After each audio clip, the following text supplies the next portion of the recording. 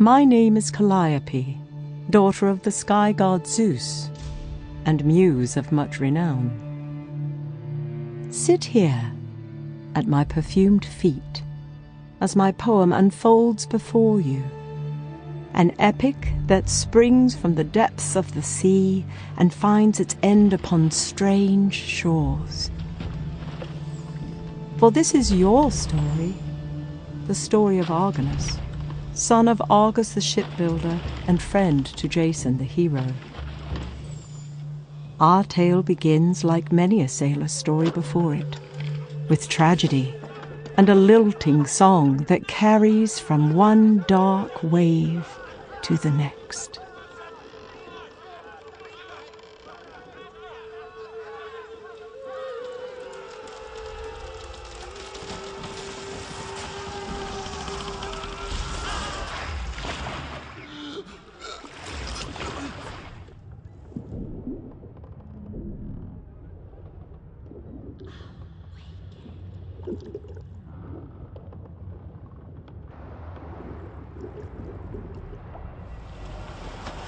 Awaken.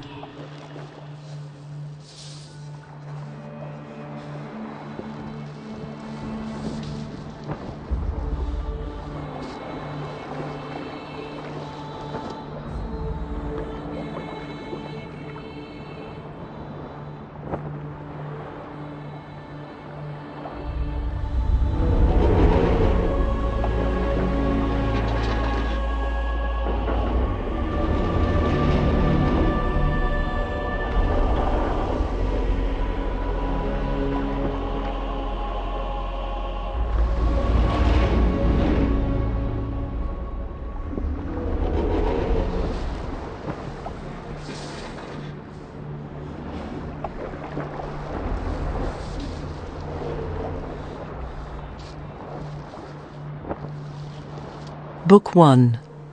The Blight.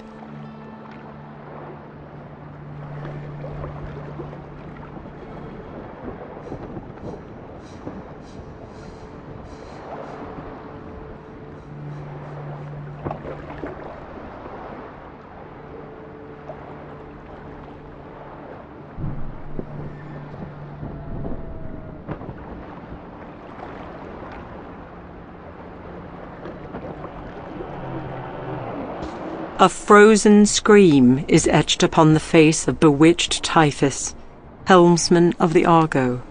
Never again shall he foretell the rising of black waves. This owl seems unaware of its preternatural perch, and unconcerned with the plight of a shipwrecked sailor.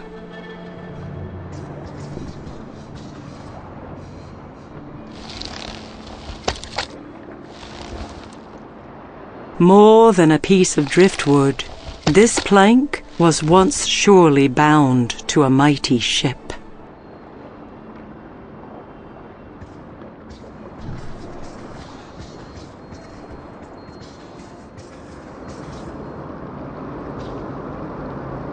The death that haunts this isle did not spare even a child. No craftsman could sculpt a child so lifelike, nor create that which now stands. This statue is of Amphitrite, queen of the sea. Sadly, the goddess did little to hinder the decimation that litters these rocky shallows. Light glints off this strange carved stone, half buried in the sand. Her planks broken and her floorboards shattered, this skiff offers naught but harbour to small fish.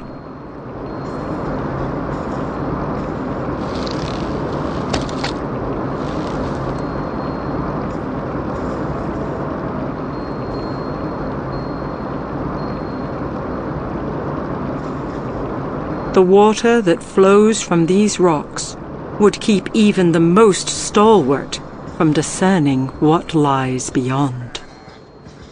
The chalky fleece of this yew is wanting for a shearer's work.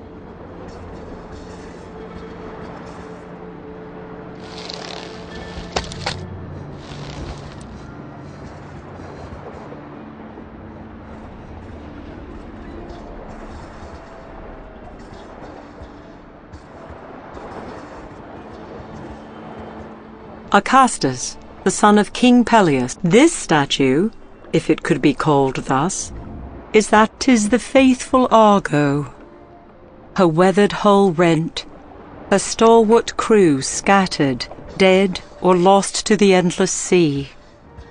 A faint melody can be heard as the sea wind blows past her figurehead.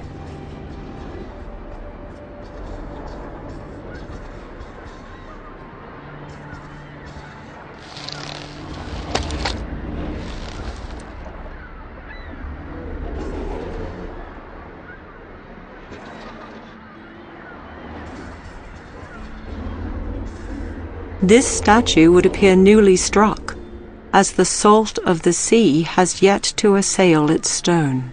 This hound was not spared the fate that befell the other inhabitants of this isle.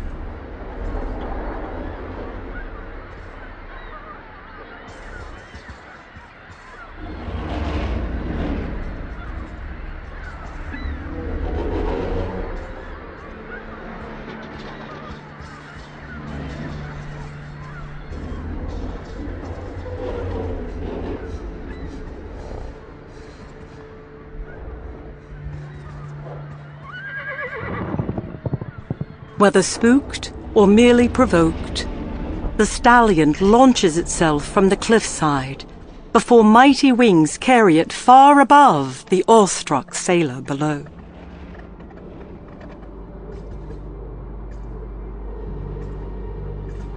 "'Tis Palamonius, son of Olenane Lernus, whose bodily frame and valor no man could match.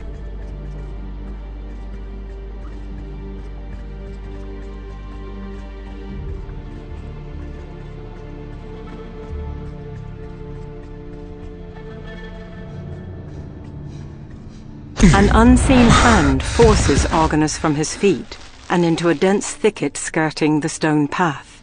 A soothing voice murmurs in his ear as the sailor witnesses the passage of things only spoken of in tall tales, and even then, in whispers. "Be quiet for but a moment," the voice counsels. Once the otherworldly creatures fade from sight, Argonus pulls himself from the dust and gazes skyward. Before him, held aloft, is a handsome woman, replete with glory and power. "How many times must fair Athena save one man?" the immortal asks, her head tilted with uncommon grace, her eyes soft. Before words can form on Argonus's lips, she continues. "'Tis not a query to be answered so readily, sailor of the Argo. Shadows gather," she says. "There is a blight upon this isle. Have you not seen its handiwork? The flesh of your companions no longer flesh. Their bones that of the earth." The woman's eyes drop. "I fear my own hand may have set these dire events into motion. For this, I will make amends. But know well, many of your brethren yet live, for I have seen them with my own eyes. Find them, Argonus of Crete, and as I did for your father before you, I shall provide a boat and passage from this isle. You have the word of fair Athena."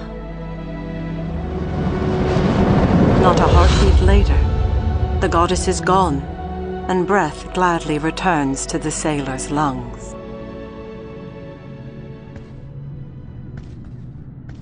'Tis Phalurus of the Ashen Spear. His father, great the statue is certainly that of the hero, Oileus, peerless in courage and strong in spirit.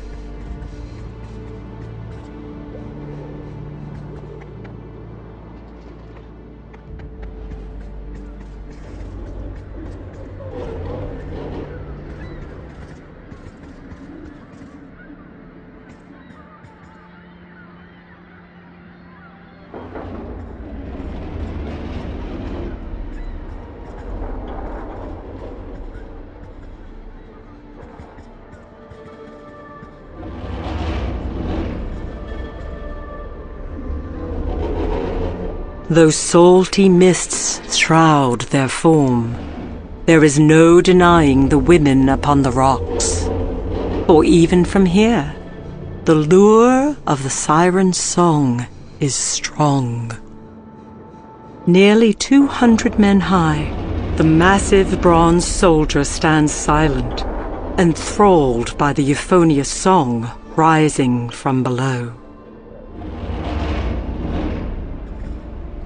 This statue is of Minos, the king of Crete and son of Zeus and Europa, a semblance of Pasiphae, the immortal daughter of the sun god Helios. Massive stone doors are cradled by the sheer cliff face.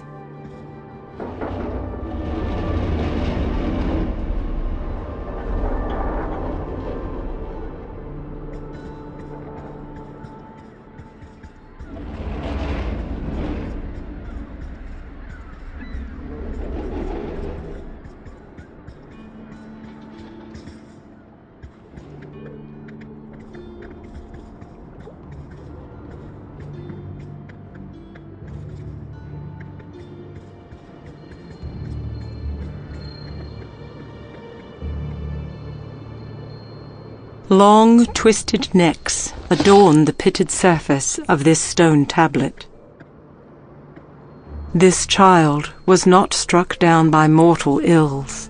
This young woman, most likely a temple worshipper, seems to have been frozen in time.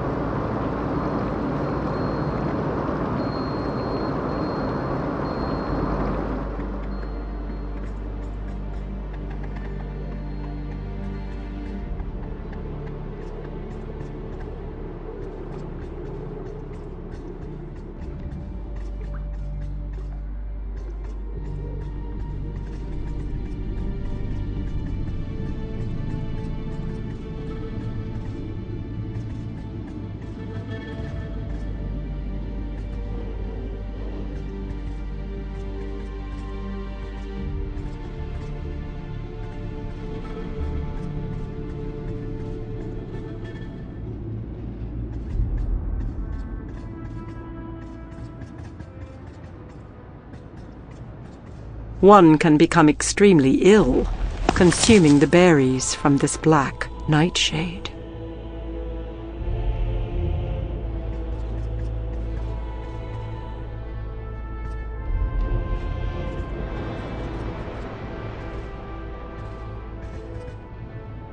No doubt struck by the hand of an Argonaut, the head of the Hydra lies lifeless, its flesh still warm to the touch.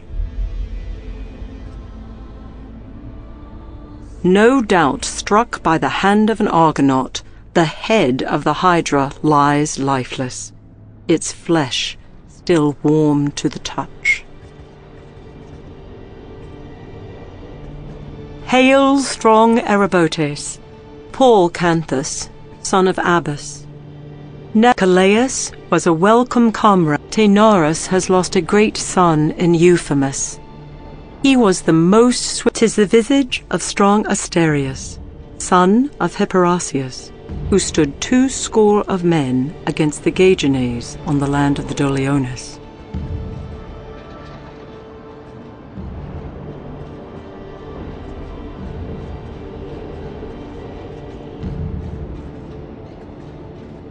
If not for its stone plight, this Methosian Hydra is like the one said to have been brought low by Heracles during his 12 labors.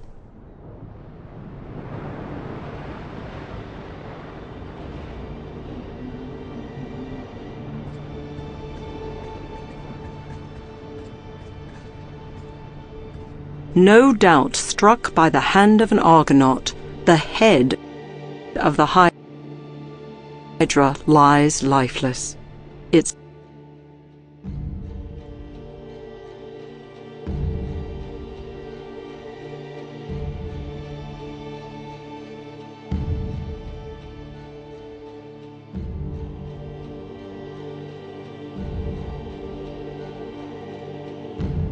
flesh still warm to the touch.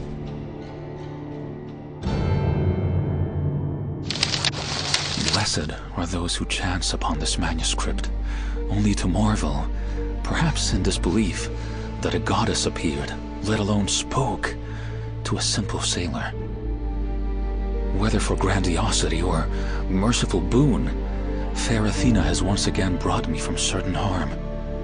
Yet this time it was not from deep water's grasp that she pulled a drowning man. This peril moved quickly, set high upon slithering tails. 'Tis true, for I have beheld such. And what wisdom flowed from the lips of the goddess, parting to mortal man? Admonishment? Pity? No, naught but hope.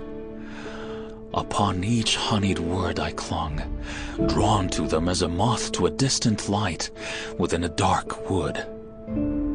Then a covenant was struck between fair Athena and this sailor. Find my stalwart companions, those who yet live and are scattered upon these shores.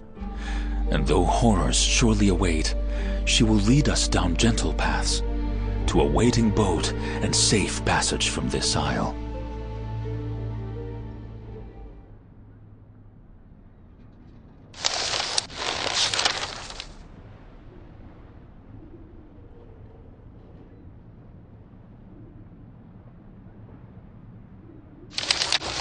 Blessed are those who chant.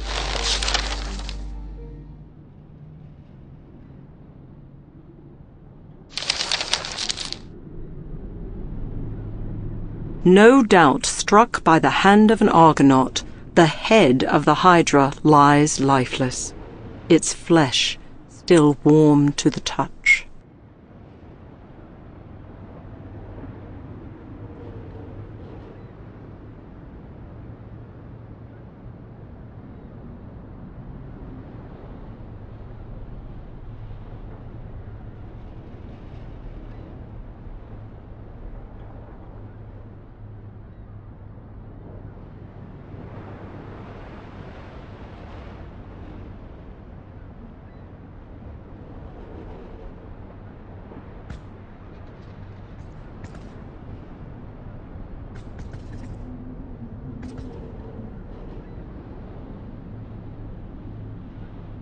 No doubt struck by the hand of an Argonaut, the head of the Hydra lies lifeless, its flesh still warm to the touch.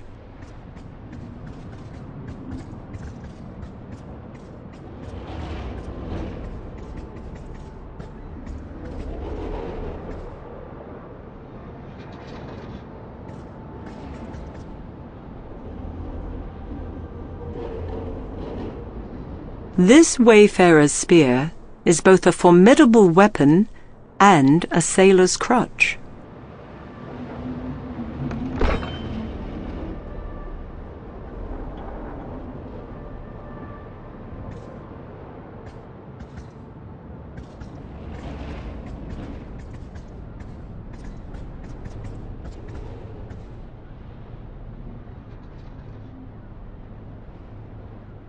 The odd shape of this blue-grey stone gives nary a hint of its purpose.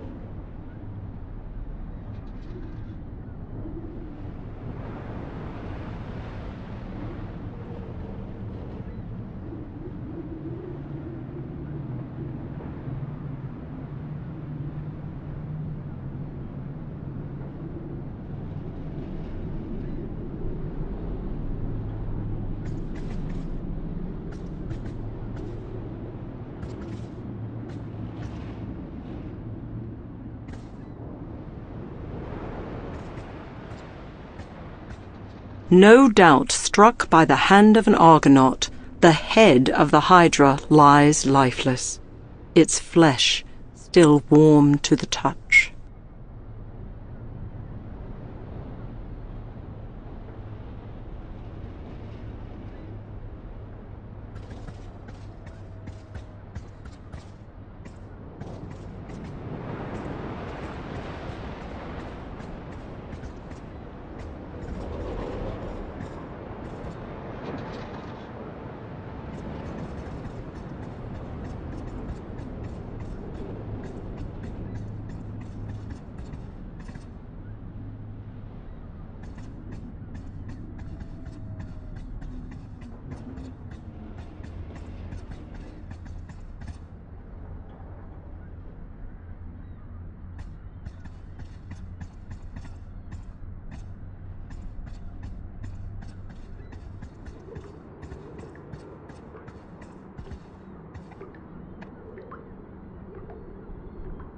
Small ticks, like droplets of water, emanate from within this stone pedestal.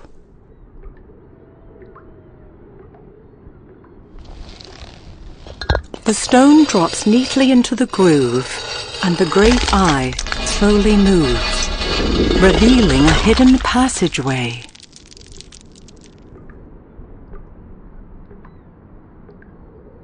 Small ticks, like droplets of water, emanate from within this stone pedestal.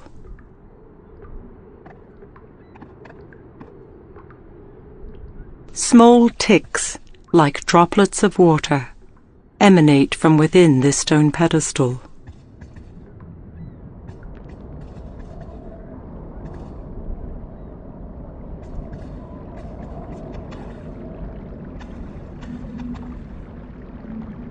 The lovely purple color of this flower conceals its poisonous nature.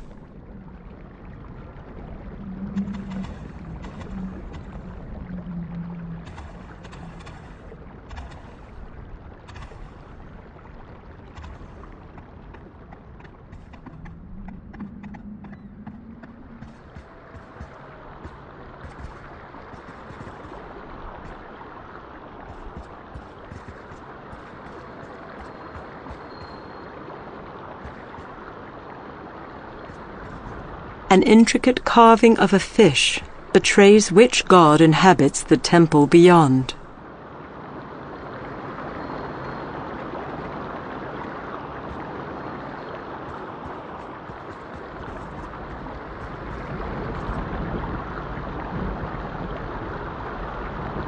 This carving is assuredly the work of a master craftsman.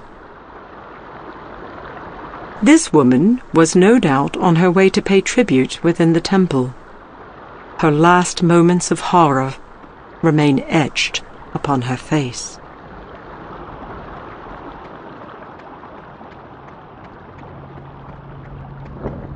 Ancient tome in hand, this priest was caught unawares and is now made of the same stone as the carved god behind. While this woman was surely an attendant of the temple, she shall never again set evening lamps alight. Even the pious have not been spared the bewitchment that has befallen this isle. This vase, portraying Poseidon and a merhorse, may have once held water or oil. The shape of this stone tablet, embellished with detailed illustrations, would indicate that it is incomplete. Colorful tiles create an exquisite depiction of the sea god ruling his realm. Unencumbered by the burdens of man, this mosaic depicts the gods both at war and at rest.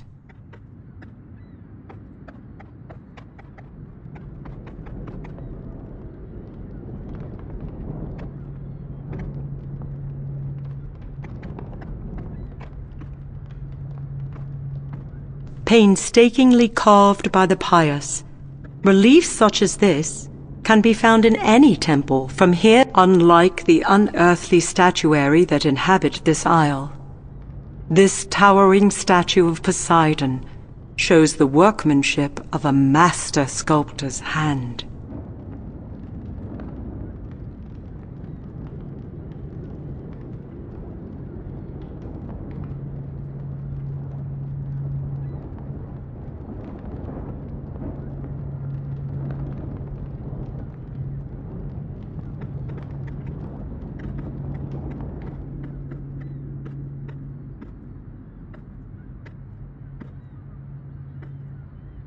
This stone is bereft of markings, offering no explanation for the small depressions set into its surface.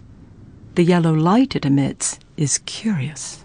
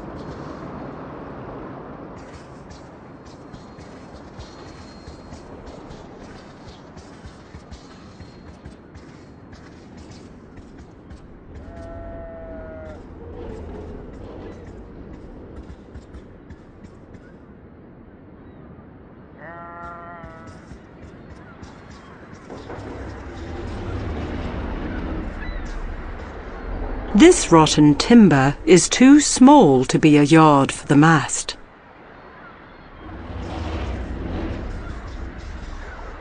"'Tis naught but a fisherman's net, set so the west winds can reach it. While man may have birthed this massive sculpture from the isle's bedrock, deep waters now embrace it as their own."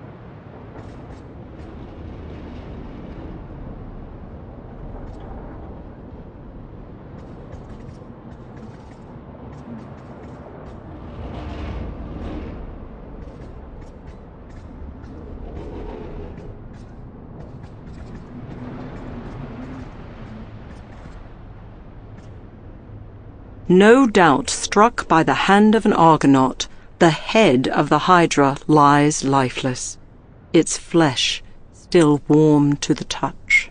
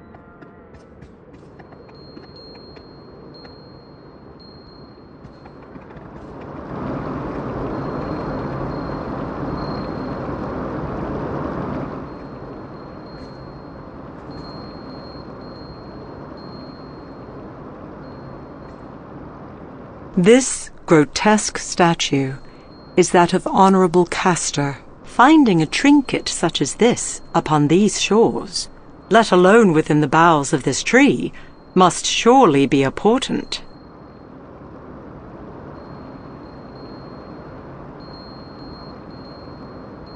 Using the broken spear, Argonus plucks the necklace from its roost before laying it about his neck.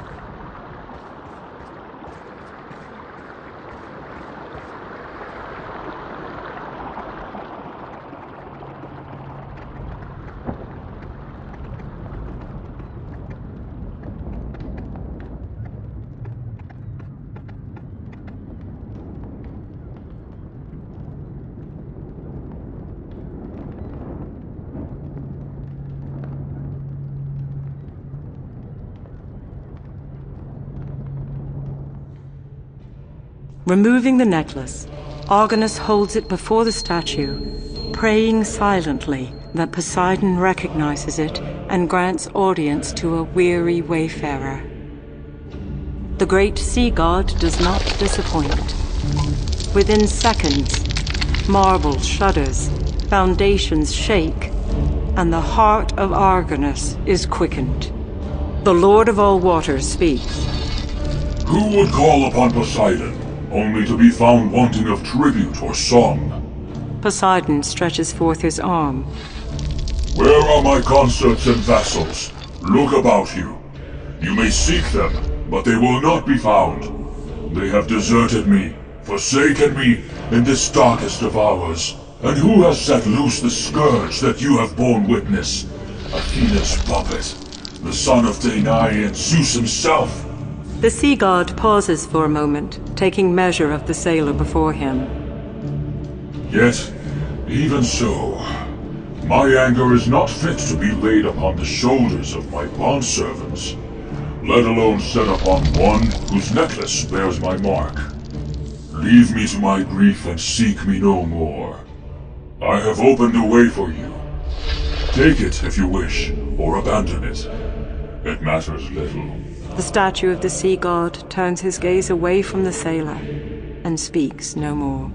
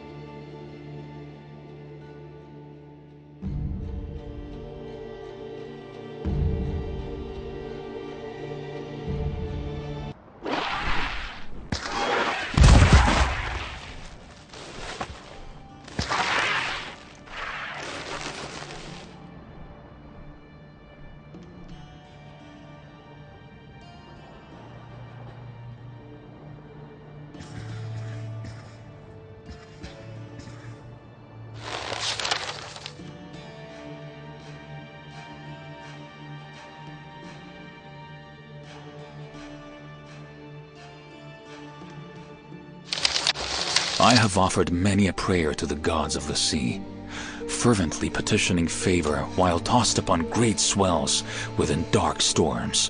Yet it was not until my foot felt consecrated ground that any scales of disbelief fell from my eyes. Within my heart, I feared the very thing that has taken grip of the isle has rendered this temple nothing less than a tomb. For those who would worship here have succumbed as well, now the same ashen stone as those who pulled oars upon the Argo's salted decks. But within the midst of the dead, did mighty Poseidon, Lord of all waters, arise and speak, his voice a trumpet within sacred halls. Anger and fury rode upon his words, and a great grief followed close behind.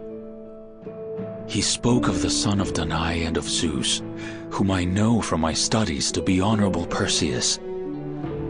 But even with this discernment, how that hero is culpable for such great sorrows is, in itself, a great mystery.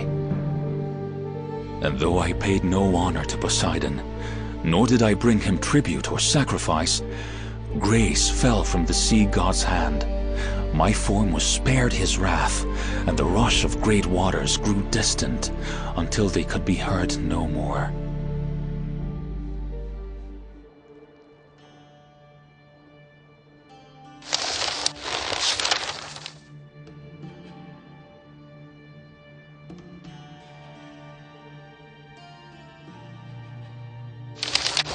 May these words recount the strange toils of Argonus, chronicler and maker of maps, washed up on strange shores and awakened by the voice of a goddess. What brought me thus, kneeling upon white sands? 'Twas a fell song, carried from one wave to the next, until it met the faithful Argo and pulled her deep, shattering both bow and stern.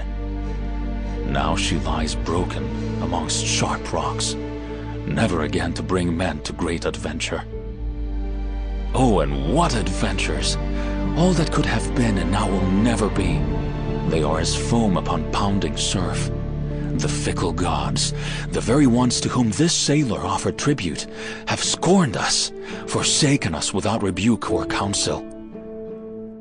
They have cast me upon bedeviled sod, and set horrors before my eyes.